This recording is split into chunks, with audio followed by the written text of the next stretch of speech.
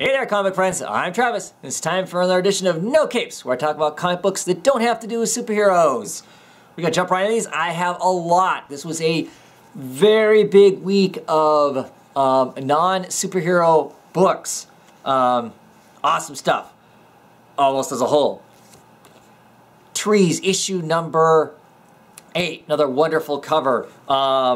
Beautiful book written by Warren Ellis, art by Jason Howard. The art continues to be just incredible. I continue to love the opening page as it just looks like a painting as the page drifts over into your title page. Absolutely great stuff. If you've been reading along with this, everything hits the fan here. It was shocking, to say the least. Every fourth page, I was like, what the hell is going on? Holy crap, did they just do that? Amazing. Great stuff. Shocking. I don't know what other words I want to use for it. Did not see it coming. Caught as much by surprise as the characters in the book.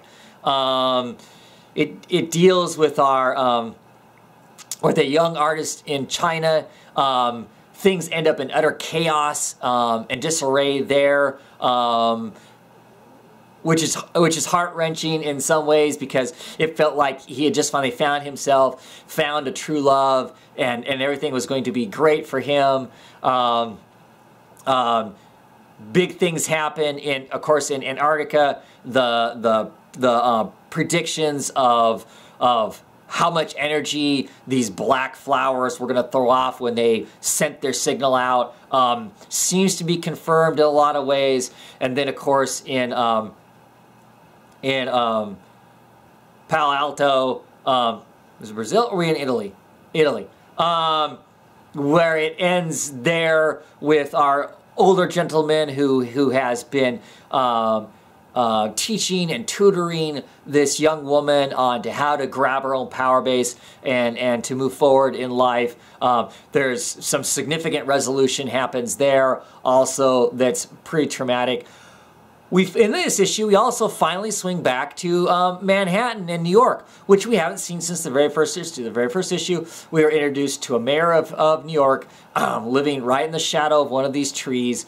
And then we've never really heard anything from them again. And at the end of this one, we touch back on that. The one place that wasn't touched back on was the whole Middle East, North African, Somali war that's going on there of one of these countries using the shortest tree in the world as a platform to launch an attack from. That's the only place we didn't hear from in this issue. Still really brilliant. Great book. If you haven't been on singles, I would certainly suggest picking up trades, and the trades come out. I absolutely love it. It's one of my favorite books every time it comes out. Always excited to read it. Love the covers. Just excellent all around. Next up, we're going to talk Roche Limit number 4, or Roche Limit number 4, depending on whether you want to pronounce it with French or not. Absolutely love this cover. I love the modern art feel of it.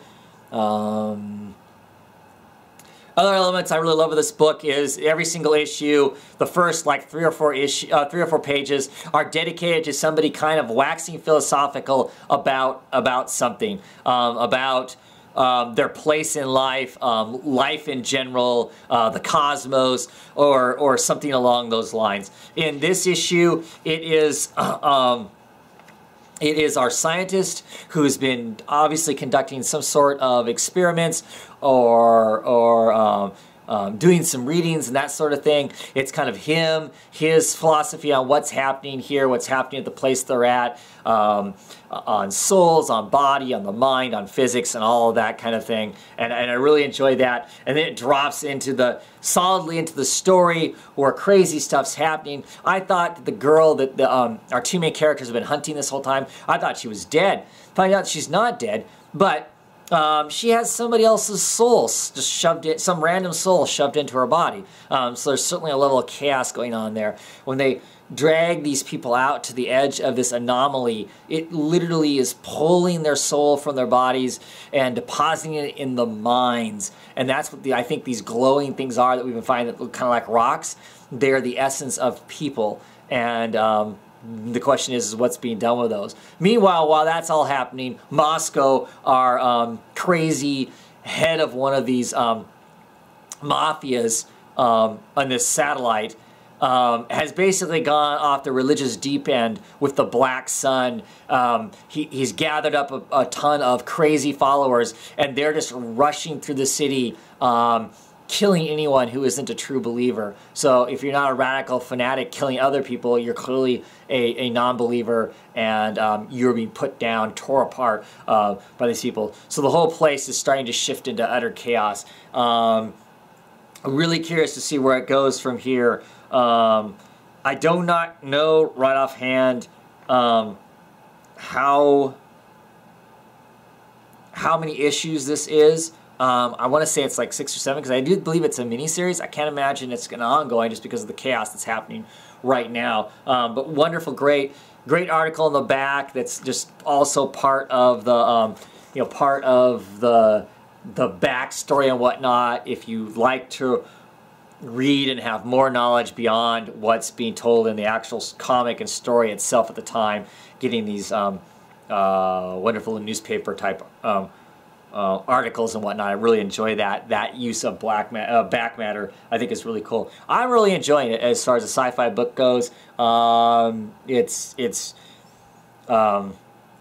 intriguing. It's got a grittiness to it. I like this kind of philosophical aspect that throws in there. I want to compare it to Blade Runner, the movie Blade Runner, in the sense that there's those aspects too. There's the hard facts and realities of the grind of what people have to do, and then there's these moral questions that tinker along the way in this kind of near future setting. So yeah, great stuff. Really enjoying it.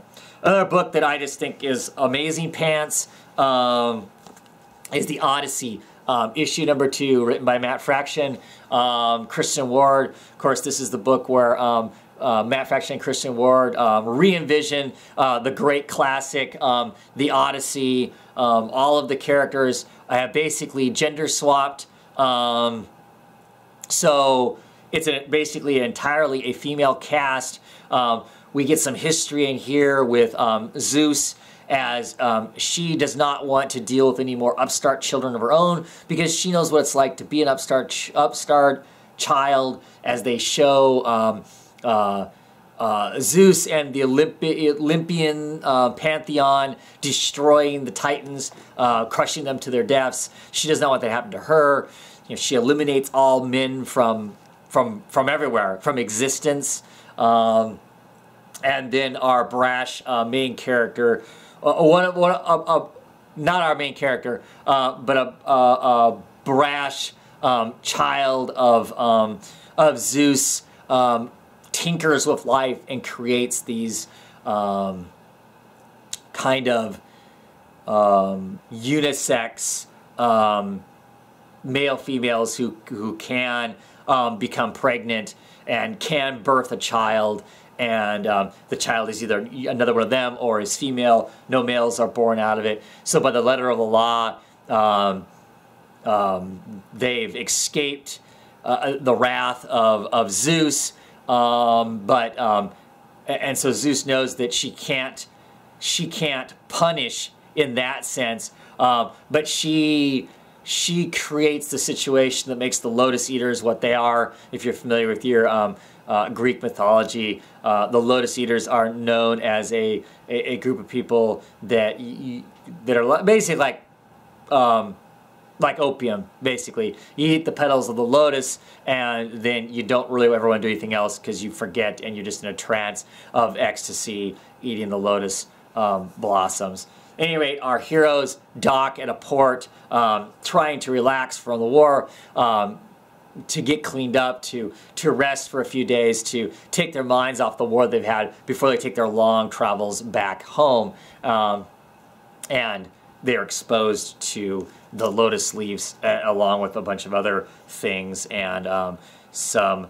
machinations by some of the gods are shown in here. And I really like it. I continue to say that if you're familiar with the Odyssey itself, that makes reading this a little easier. The art is absolutely mind-bendingly incredible. It is just very, very busy, very gorgeous, very just it's brilliant craftsmanship. It is very full of all kinds of feeling and energy, and it is just a pretty amazing thing. I think the writing is excellent too. I think the retelling, the use of language, the casual parts of the story versus the heavy narrative parts of the story, I think both work really well in it. Just really cool. Also a great dedication to the letters page from Matt Fraction to his English teacher that made him read the Odyssey in the first place, and basically a shout out to all English teachers that force all of us who are readers along the way to read this stuff, to open our minds and be willing to explore the wonderful world that is literature. Just absolutely fabulous comic, and as for however many issues it is, I will be picking it up because it's just really awesome to look at, if nothing else. And I like the story. It's a classic tale, and you get the classic tale in it. So I think that's great. Birthright issue number 4. Still getting a real kick out of this comic. Brilliant art by let me deck here. Andre Bresson is an absolutely fabulous artist. Andrea Lucas is doing the colors, which is solid. Joshua Williamson is doing the writing. A great story. Of course, we get a little bit more of the backstory of when Mikey was a boy and was in this other fantasy realm. You know, what gets him started, all that. They have gathered themselves up, the father and the 2 boys. They are off to find this sorcerer who's supposedly evil, to take him down and take him back before anything horrible happens. You know, you get Mikey walking around wearing normal people's clothes now, so he looks like a big ass biker, basically. He's pretty cool looking. They do find the first wizard, and he is going to potentially posed to be a pretty significant problem, and it'll be really curious to see if he exposes Mikey, because in the first couple issues, we're not 100% sure whether or not Mikey is the good guy that he is claiming to be. So I really like it. I like the high energy in it. I like the family moments and the family complexities. The ex-wife is in this, and of course, you know, she's complaining about the fact that she's always had to be the bad guy. You know, the dad just, you know, runs off, the husband just runs off and always has fun with the kids and cheats with the kids and whatever, while she's always had to be the responsible adult. She's really tired of it. She knows she's going to have to hunt them down herself because the police are going to be worthless. So that's all really cool. The conversation between the boys and dad are interesting. Yeah, just a great book. Some fun moments in it. Lots of it just feels like it's really moving all the time. Always excited by that. There's no real slow moments in it, and the art's brilliant. Great book. Next we have Feathers, issue number 1. This is by Boom Studios, but actually Boom Studios having bought out Archaea. This is written by George Corona with Jen Hickman, and I think that George does all of the written and illustrated by George Corona. Jen Hickman does the colors on it. Okay story, pretty basic. There are some mysterious disembodied voices talking this. Seems to be 2 personas. There's potentially some Great War or something like that's about to happen. They're putting pieces on the playing field. It's that sort of a thing. These are higher power entities. They place a child covered in feathers down and look to see who's going to find them. An old man tinkerer finds the child. 11 years pass. We've got this giant city, which is called the Maze, and inside of the Maze is this wonderful white city where everything is pristine and wonderful. Everything in the Maze is about what you might think it is. It's full of street people, crime and violence and all that sort of stuff. The people in the nice white city are trying to find a better, safer path through the maze, so they're going to build a bridge and road that goes straight through the maze to get their supplies back and forth to them how they want to. And clearly the oppressed, downtrodden people don't want to be depressed and downtrodden anymore, and so there's some conflict there. Our main character is a bird boy, basically. He doesn't fly, that we've seen yet, but he is covered in feathers. His bones are hollow, his skin is ashen gray, and he has to wear special welding goggles on his eyes during the daylight because the sun is too bright. He has this innate sense of good and being just and whatnot. He tends to go out and be somewhat of a vigilante, saving street urchins from the mean guards and that sort of thing. At the end of this book, he runs into this other character who is the daughter of a senator who is going out into the maze to try and see, is this the best choice they have to make this bridge and road to do a direct path. And while they're out there, he decides to take his daughter along so she can see the wilds, as it were. She's a pretty willful child and full of adventure, not realizing potentially the real dangers that are here. She runs out of the stagecoach that they are in and ends up getting herself not lost, but on an adventure. She still sees this as an adventure, as people are now hunting her and our bird character in it. Now, not written poorly. It's somewhat interesting. It's not my favorite kind of art. I just do not really care for the on the verge of, big eye, small mouth. This is the same style of art that's kind of in Goners. And that was one of my biggest problems with Goners was that thing. So I don't know. I'm clearly getting a couple issues because of the way I order my comics. I don't know that I'm super excited by it, but it's not bad. And for a kid's comic, and that's really what this is. Really, what this is supposed to be. It is enjoyable. It is well put together, well made. As far as that goes, for its $4. Yeah, I'll be interested to see where it is. There's some mysterious characters in here that might prove to be cool. Next up, Men of Wrath, issue number 4. And I don't know what it is about me and Jason Aaron books. I'm always kind of cold on them until issue 4 hit. It seems like when issue 4 hits, then it's like, oh yeah, it delivers whatever in my head needs to be delivered to make me really enjoy the book. I did enjoy this issue much more as we get a recurring conflict between our main character, the old man, the old assassin, dying of cancer, gets jumped by his son this time instead of him jumping his son. There's some interesting discussions about mom, about who loves who doesn't love who's worthless pieces of crap, and who's not. All relatively interesting stuff, emotionally packed things that I really did enjoy. A little bit of twist at the end of it. We'll be curious to see where it goes. This is only 5 issues, is my understanding. This is issue 4, so it all has to end up in the next one. Does the chain of events get broken in here? Does the wrath curse of the Wrath Men end up ending now? Does this son get away from it, or is he doomed too? And will the baby that is currently being born as we're reading this issue, is that baby a son? And if it's a son, is it going to be the one that escapes or not? We'll be curious to see what the final issue of that. Wolf Moon issue number 2. As I discussed in the first issue,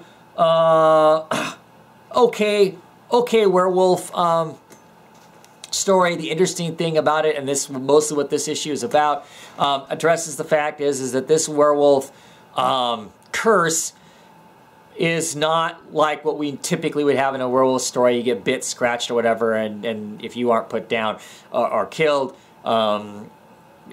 you turn into a werewolf. Whereas here, it seems to be just, it spreads like a virus or something kind of a thing. And it just pops up someplace, wrecks some people's lives, and then disappears, kind of a thing. Never strikes the same person more than once. We meet some other characters in here who have been completely wrecked by the wolf in one sense or another, either having been the wolf or have been almost killed by the wolf itself. And then we get further direction into how long this has been going on, potentially hundreds of years, from this one person's information. And we also find out that there is somebody else who is hunting the victims, the people who became the wolf and are no longer the wolf, that survive and haven't killed themselves off. There's somebody out there hunting them. Interesting stuff.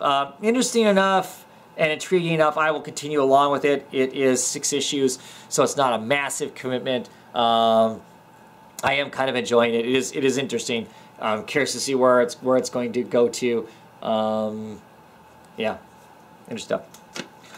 And one of the amazing books this week, Deadly Class, issue number 10.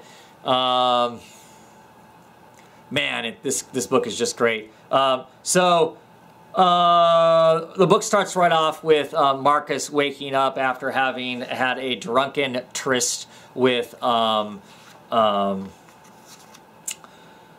Lord, not Maria, Saya, our Yakuza assassin.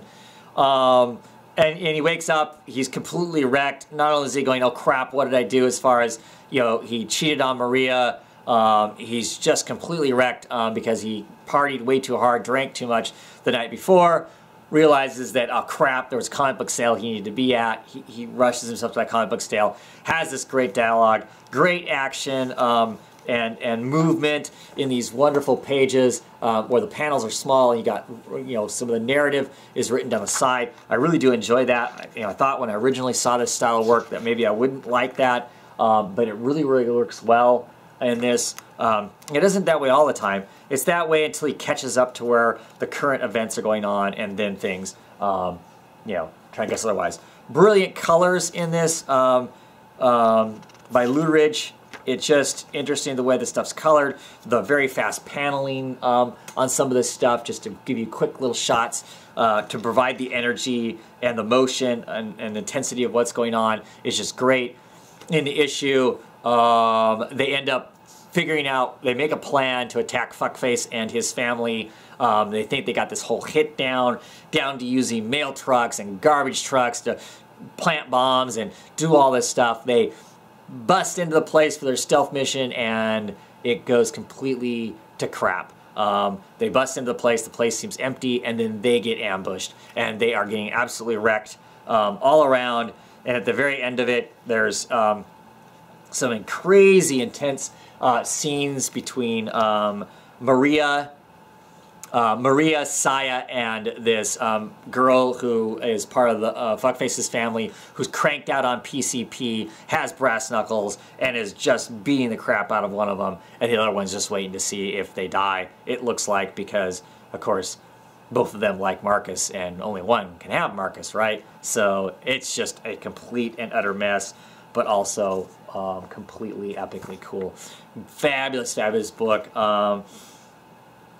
Just great artistically and smartly written, and just a joy to see the disaster that's happening in the book, if that makes sense. A new book, Lady Killer issue number 1, perfect solution to those problem stains, as it says here. This is written and drawn by Jolie Jones with help writing by Jamie S. Rich. Dark Horse comic. I really enjoyed this issue. The art is spot on.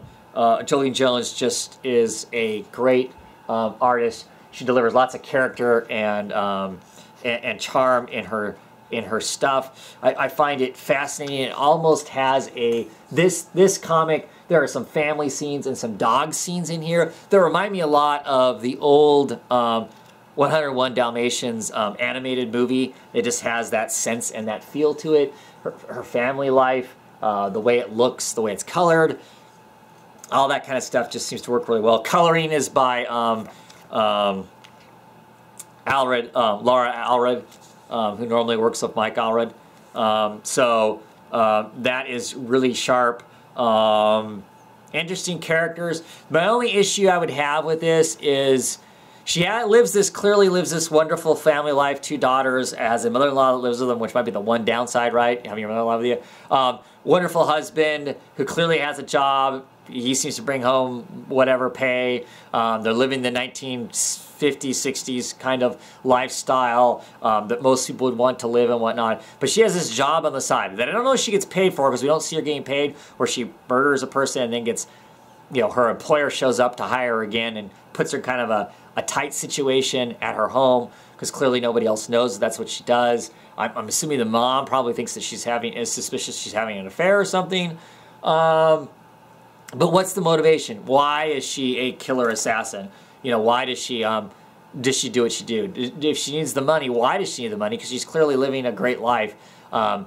Or is she some sort of crazy thrill junkie or whatnot? That's the one thing that felt kind of like maybe it was missing in this, that I wish was there. Some sort of an answer as to why. I would have the same issue if it was a male assassin too that was going home to the perfect life, and his wife was some breadwinning person and whatnot.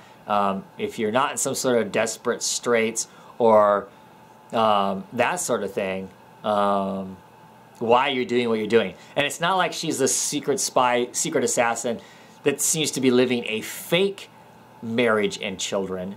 You know, I don't think that's just her. You know, she's not like a government agent where she's like a sleeper spy and she's built up this family and that sort of thing to hide what she really is, working for a government or something, because that doesn't seem to be the case.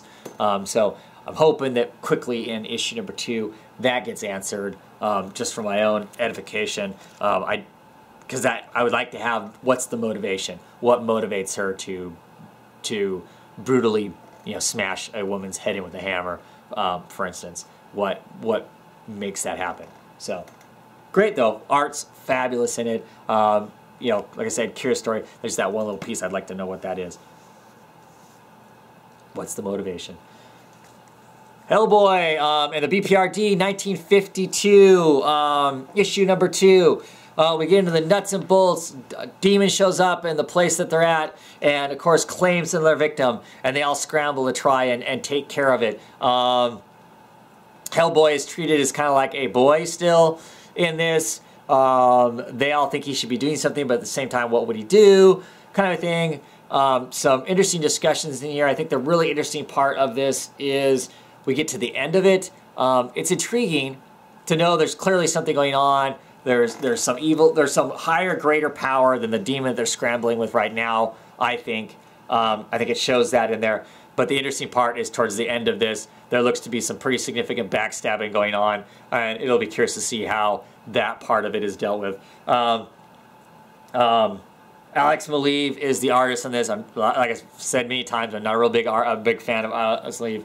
He does this kind of photorealism thing that leaves a lot of characters feeling pretty static to me and not very lifelike. But with it colored by Dave Stewart, it maintains at least the hue and tone visually, as far as colors go, of a Magnolia Universe book. And so that is enjoyable for that aspect of it. I am enjoying this. At this point, it's interesting, it's fine, it's not significantly enriching the Hellboy universe, but adding another small layer to it, which is what a lot of the these Hellboy books do. Lots of them just add layers to make this just incredible universe that is the Magnolia Universe. So cool for that. The Names, issue number 5 of 9. Wonderful cover here. really interesting stuff happens in this one. Of course, we deal with the ramifications of the last issue, where our super genius teenager young man had stated that you know, they looked like they were about ready to die, and he's like, man, you know, I know this sounds crazy, but I don't want to die having never seen a naked woman. And stepmom obliges in that at the end of last issue. That was the cliffhanger out of last issue. Rolling into this issue, now he's become obsessed with sex in general, and his stepmother has to shut him down quite a few times. And he's getting himself in a load of trouble because after they run off, they get attacked again. They run off to a hotel to hide as they're trying to figure out how to really make themselves hidden so they can hurry up and find the names and take care of all this secret society stuff that's going on. He has run off to hire a prostitute to get this whole sex thing dealt with, as far as he's concerned. And he runs into somebody that's very unexpected to run into at the end of the book. Meanwhile, with the names themselves and the surgeon who's a psychopath and his psychopath friends who have been embedded amongst the names are now causing chaos. There's lots of people who are part of the finance world that are suddenly just being slaughtered and that sort of thing. And we find out the really big thing about the story is they have locked up some guy, something, that is spewing some language that they don't understand, and they call it the Black Tongue or something along those lines. And it is just saying all of this stuff and they can't translate it. But lo and behold, they figure the one person that the dark loop is what's called. The one person that can figure out the logarithms for what they're saying, this whole rhythm of what they're saying, is the stepson is the person they figure, because of his super genius mathematic level of dealing with things, that he's the person that's going to be able to answer that. So there's a serious hunt on for him, and really they just kind of want to get rid of the stepmother. She's just a problem. And she continues to profess her love for her husband, who was murdered by the names, and she is bound and determined to find out why he was murdered specifically and take the names down for having done it. So really interesting. I'm really enjoying it more now than before. Some of the things I was potentially uneasy with have kind of cleared themselves up in a sense or another, and so that's, you know, interesting and pretty cool.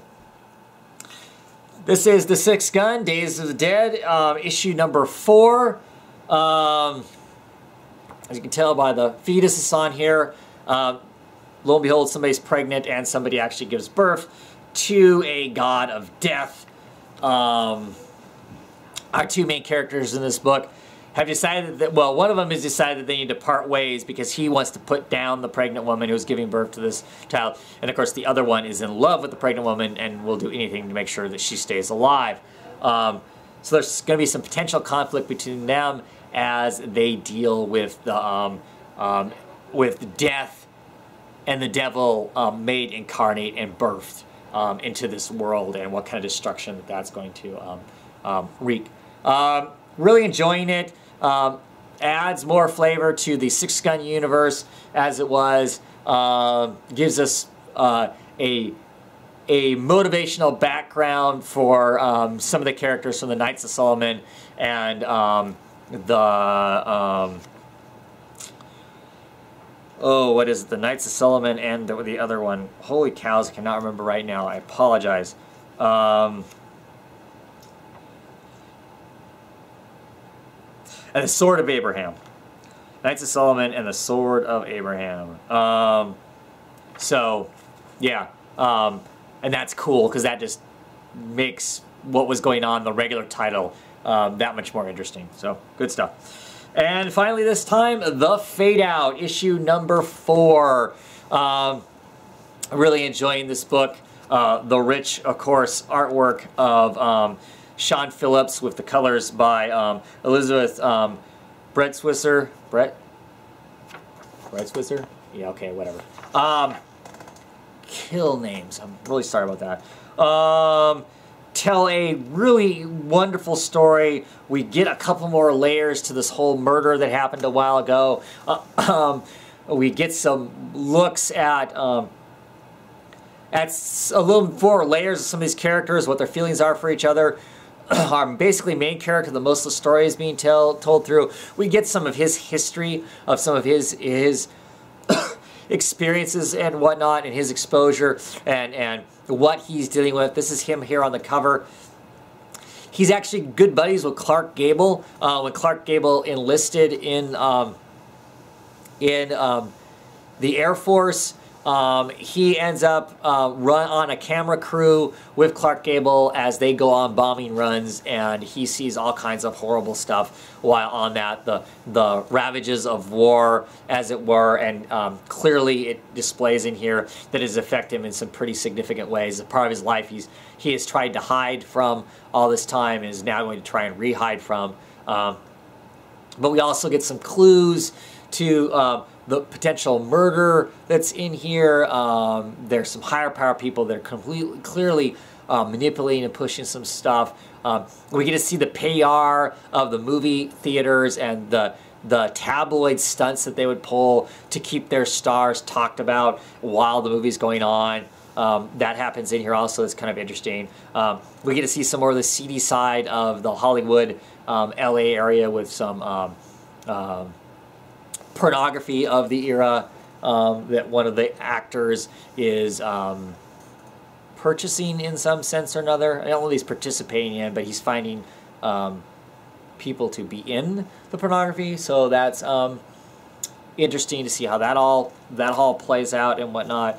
Just a really, really interesting and cool book. Nothing earth-shattering ever seems to happen in the book since the first issue with the murder itself, but it's just this nice slow build of a story that is enriching all of these characters, making us invest in them little by little, so when something really does happen, it means something and it has weight. It all rolls back to the first comic I talked about on this video, where I talked about the trees. We went 7 issues of investing in these characters and making us interested in their lives and the aspects of who they are and what they were about, and so that when something dramatic happens to them, it actually has an effect. It has a feeling. It has an emotional pull on you as the reader, because you aren't just invested because you read a whole bunch about them, but you're invested in them because you're getting an idea of who they are, what they're about, how they think, what they feel, and all those important things that make characters great characters. So when these things do happen to them, it has weight and it has value, which I think is a really important thing and why I enjoy this kind of book. Great stuff. Great week of No Cape Comics. Pretty amazing. Happy with pretty much all of the books. Yeah, I think this next week's going to be another big week of No Capes Comics. So with that, I'm going to call it a day, and I will see you next week. Have a great one, everybody.